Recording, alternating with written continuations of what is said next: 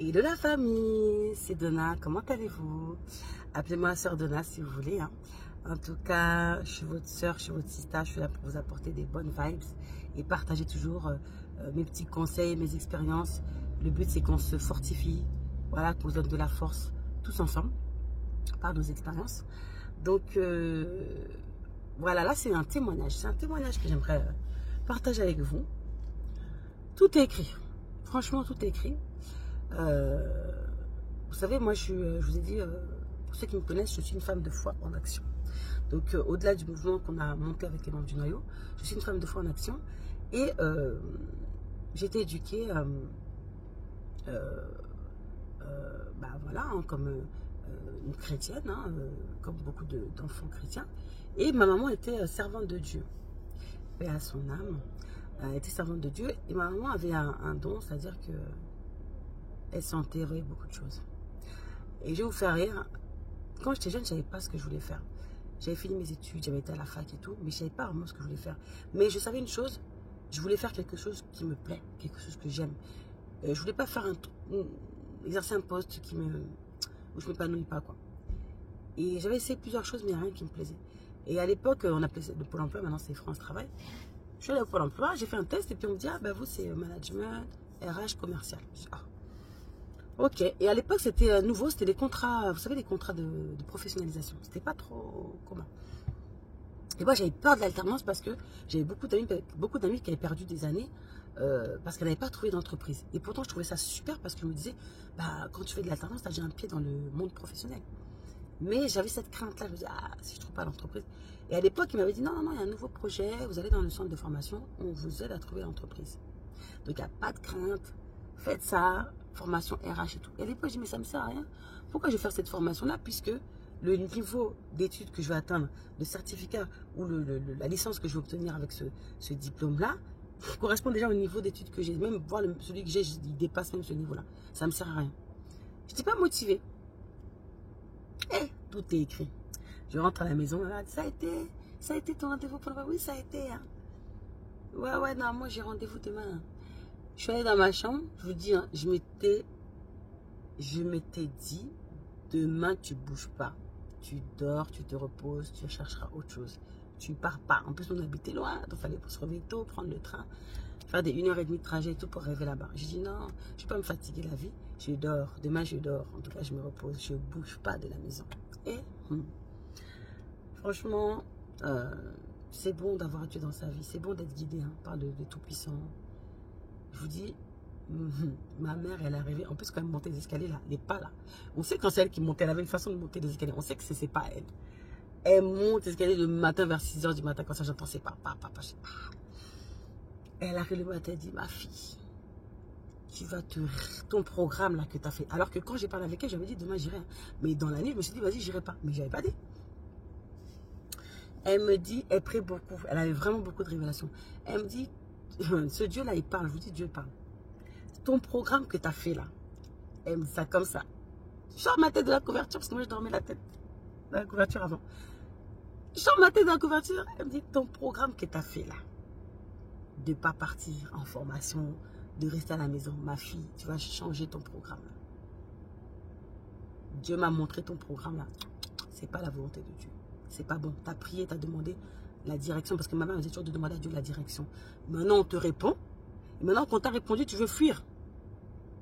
C'est pas logique. Tu prends ton train vite. Lave-toi, habille-toi, tu pars vite. T'as intérêt. En plus, j'avais bien mis de la... T'as intérêt. Ah, j'ai dit non. Comment là, si je voulais pas aller? En plus, elle t'a dit, elle va partir et toi, elle va travailler. Ou elle sera occupée. Je sais plus si elle ne travaille pas ce jour-là. Mais elle ne va pas savoir. Et vous savez que cette formation a changé ma vie. Cette formation a changé ma vie. J'ai fait la formation, c'était une formation de 6 mois.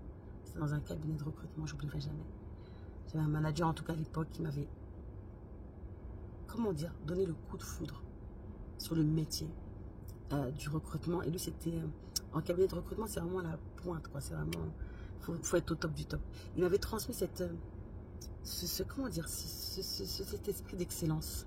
Franchement, c'est lui qui m'a transmis ça. Cet esprit d'excellence, cet esprit de faire bien à tous les niveaux, même dans la rédaction des mails, dans la relation client qui est très commerciale et dans la relation client Il avait un art, franchement, de faire les choses, ce monsieur-là. Et quand il rentrait des rendez-vous, comment il nous transmettait les choses, non, il y avait une passion, j'aimais trop. Et il m'a transmis ce truc-là. Mais c'est vrai qu'autant à la formation, je n'étais pas trop dedans, enfin j'apprenais des choses, sujet RH et tout. Mais c'était plus l'entreprise qui m'intéressait. Et j'ai beaucoup aimé cette formation, si bien que à la fin, il m'a fait une lettre de recommandation. Il m'a dit, franchement, Donna, tu n'étais pas dans les campagnes, tu étais toujours concentrée, tu as bien travaillé. Je te fais une lettre de recommandation. À l'époque, j'allais bientôt me marier vers Paris. Et j'avais cherché une entreprise vers Paris. Et je vous dis, avant même la fin de ma formation, j'avais déjà trouvé un CDI.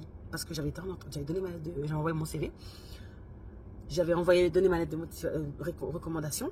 Et c'était une filiale comme par hasard, sans faire exprès, c'était une filiale du groupe où j'étais, moi je ne savais pas. J'ai été reçue, c'est très bien passé, on m'a pris directement. Et avant de finir ma formation, j'avais déjà un CDI. Non, c'est pas beau ça. Et franchement, je vous ai parlé la dernière fois de plusieurs étapes de mes expériences. J'ai passé au moins 7 ans là-bas. Et les 2 dernières années, c'était une période difficile parce que j'avais changé d'entreprise après mon retour de congé mat et tout. Et je vous ai parlé de mon ancien supérieur hiérarchique qui était vraiment pervers narcissique et qui malmenait toutes les équipes. Mais il y a une partie que je ne vous ai pas dit. J'avais parlé du fait qu'il fallait parler, oser dire les choses, dénoncer tout ce qui est injustice et tout ça. Mais il y a une chose qui est très, très, très importante, c'est que ce directeur-là ne faisait pas grand-chose. Il mentait que nous, on ne faisait rien et tout, mais nous, on faisait tout. Ça fait que pendant ce parcours-là où effectivement c'était difficile, j'ai tellement appris ces 2 ans, enfin déjà toutes les années, j'ai évolué tout ça. Et puis ce temps-là où j'étais avec ce monsieur-là, parce que comme il ne faisait pas beaucoup de choses, il ne donnait que des directives. Mais il avait quand même une organisation parce que faites ci, faites ça. Mais son fait ci, faites ça, là, il y a beaucoup de choses que j'ai gardées jusqu'à aujourd'hui. Et j'ai appris beaucoup. C'est-à-dire tous les rendez-vous que je faisais, clients et tout, que lui ne nous accompagnait pas, ou était censé être accompagné par un directeur, j'allais toute seule et tout. Et j'ai beaucoup appris. Donc j'ai dit, mais Dieu, tout est écrit. Donc même quand j'ai transpiré là-bas, moi j'ai pleuré et tout. Mais en fait, fallait que je passe par là. Et Dieu est bon. Encore, regardez comment Dieu fait. Quand j'ai quitté cette structure, j'ai dit, ah, maman, ça va pas là-bas. Elle me dit, t'inquiète pas, Dieu a un plan pour toi. C'est quelqu'un que tu connais qui va t'appeler. La cité va se reconnaître, je l'embrasse, là où elle est. Oh, qui va m'appeler? Non, c'est quelqu'un que tu connais qui va t'appeler, il va te proposer un poste. Mais j'ai déjà fait les entretiens là-bas, on va me prendre, va pas là-bas. Vous savez comment Dieu peut parler à quelqu'un? Maman, c'était une servante de Dieu, Dieu lui parlait vraiment. Là où on t'a appelé là, j'ai déjà fait 2 entretiens. Franchement, j'étais à 2 doigts de dire oui. Elle m'a dit, ne va pas là-bas. Il y a quelqu'un qui va t'appeler que tu connais, ma fille. Dieu m'a montré. Vraiment, c'était différent. Des fois, c'était des rêves, des fois, c'était des visions. Elle avait beaucoup de messages. C'est juste pour vous dire que Dieu existe. C'est juste pour faire comprendre qu'il y a un Dieu. Je force personne. Mais je vous parle de vécu. Je vous parle d'expérience du vrai. Et vraiment, ça a changé aussi mon éducation. De fait d'avoir grandi avec une maman comme ça, qui avait ce don-là. C'est particulier quand même. Et ça fait grandir, ça forge. Et puis ça affirme ma foi. Du coup, je suis obligée de croire en Dieu. Je ne peux pas ne pas croire en Dieu avec une maman comme ça. J'ai appris aussi que les bonnes œuvres, ça paye. Comme mon père me parlait des actions de grâce qu'il faisait quand il servait Dieu et tout. Quand il allait à l'église, des bonnes œuvres, la semence. Tu sais, mon frère, ma soeur, quand tu sèmes, tu vas récolter. Tu sèmes une graine de cerisier, tu vas récolter un cerisier. Vraiment, ce qu'on sème là, non, ça porte fruit. Et c'est pour ça qu'on a vécu vraiment des belles choses avec maman parce qu'elle semait des bonnes choses. Elle semait des bonnes choses. Et franchement, j'ai dit, mais non. On m'a téléphoné effectivement par quelqu'un que je connaissais, une ancienne collègue. C'est pas possible. Et l'Esprit de Dieu avait révélé que tu passeras des bons moments avec elle, vous allez beaucoup rigoler, tout. Et à l'époque, on s'était dit, ah, les messages là, ça ne dure pas longtemps. On ne savait pas qu'on allait se retrouver dans une autre entreprise. Et là, j'ai eu encore une autre expérience où j'ai encore évolué professionnellement. Et même là où je suis encore aujourd'hui, j'ai compris que tout le parcours que j'ai eu là, toutes les étapes, donc du début là, du cabinet de recrutement, jusqu'à la structure où j'étais, dans une zone très réglementaire, où il fallait vraiment travailler avec de la rigueur et tenir compte de toutes les règles de sécurité, de sûreté. Tout ce que j'ai fait en tant que recruteuse, commerciale, responsable d'agent, tout ce que j'ai fait aujourd'hui, ça m'aide. J'ai dit Dieu est grand. Et aujourd'hui, c'est vrai que je fais un métier qui me passionne beaucoup. J'apprends un autre domaine que je ne connaissais pas et ça me passionne énormément. Et je comprends que tout ce que j'ai traversé là, difficile ou pas, bien ou pas, ça m'a aidé pour faire ce que je fais encore aujourd'hui. À chaque étape, je grandis. C'est pour vous dire que dans chaque épreuve, même là où j'ai souffert avec ce supérieur hiérarchique là, il y a plus de 10 ans, il fallait que je passe par cette case-là. Parce que moi, j'aurais dit, vas-y, Seigneur, si je peux éviter cette case-là. Non, il fallait que je passe par cette étape-là. pour grandir, pour m'affermir, parce que ça m'a donné un caractère. Hein. Parce qu'après, je vous dis, je suis quelqu'un de... Et on prie, hein. Mais chrétien ne dit pas dire crétin. Je suis sage, je suis poli, je respecte les gens, mais on ne se moque pas de moi. Je n'aime pas qu'on se moque de moi et je le dis, je le fais savoir. Il faut se faire respecter, bien aimé. Et franchement, il y a des choses que j'ai beaucoup appris grâce à ces moments difficiles-là. Je sais comment me positionner, je sais comment réagir, comment me protéger au travail, comment, bref, grâce à cette expérience-là, je sais comment parler avec ma hiérarchie. Je vous donne un conseil, vous qui voulez évoluer, il faut toujours parler. Moi, je sais que quand je suis arrivée au cabinet, le conseil que m'avait donné mon premier manager, c'était: Donna, toi, tu es quelqu'un, le cabinet, c'est pas pareil de ce que tu vas faire. Par contre, dis dès le début que tu veux évoluer. Dis que tu n'es pas pressé, mais que tu veux évoluer. Et ça sera pris en compte. Je vous dis la vérité, c'est ce que j'avais dit à l'entretien. Et dès qu'il y avait des formations, on me programmait. Il y en a qui disaient: mais pourquoi toi on te programme? Parce que j'ai parlé. Il faut parler. Tu veux faut parler. Au travail, quand tu as un projet, même si ce n'est pas pour tout de suite, il ne faut pas dire oui, ils ne voudront pas. Dis. Parce que le jour où il y a une opportunité, ils vont penser à toi. Mais si tu ne parles pas, qui va penser à toi? Ça, c'était une parenthèse très importante. Parle de tes projets, de tes ambitions. Dis.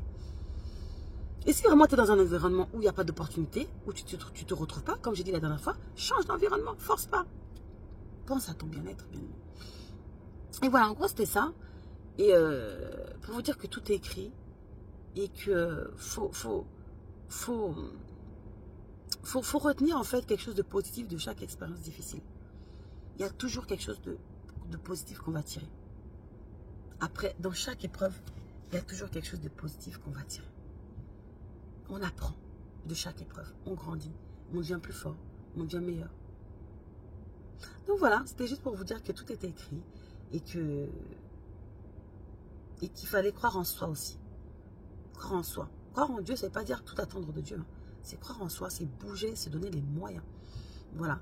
Donc voilà ce témoignage pour vous dire que tout est écrit et que Dieu est bon. Donc bonne journée à tous. Ciao, ciao.